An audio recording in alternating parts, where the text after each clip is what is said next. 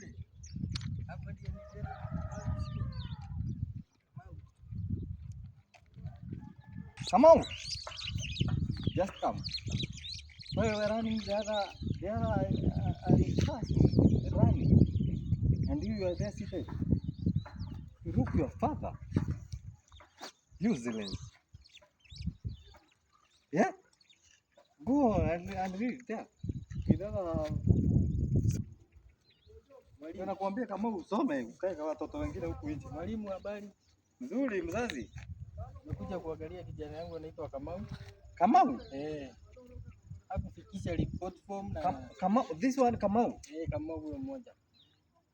The shortest guy. Huyo mrefu maneno mingi kama hiyo kitu sasa. na kisirani. Hakufikisha report form, nimengoja nyumbani, watoto wengine wameleta. Hajafikisha bado. Sasa hata ndio nimeamua nikajileta huku nione kama nikifikisha. Hata niliuza vitu nimleta. Acha nikuangalilie. Niangalilie mwalimu. Nikuangalilie. Kijana ametusumbua hata asomi. Ni mtu bora. Anasumbua hivyo, anasumbua. Kamau, Jackson Kamau. Jackson, ndio huyo. This man got an E. Hakuna exam.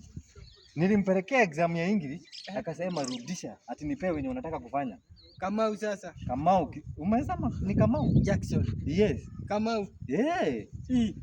Si tuende kwa ofisi tumuite. Kamau. Na anatuambia ana wazazi. Wewe ni nani? Anasema ana wazazi. Ana wazazi na mimi ni mzazi wake. Anasema ana wazazi. Kamau, hata unampea school fees.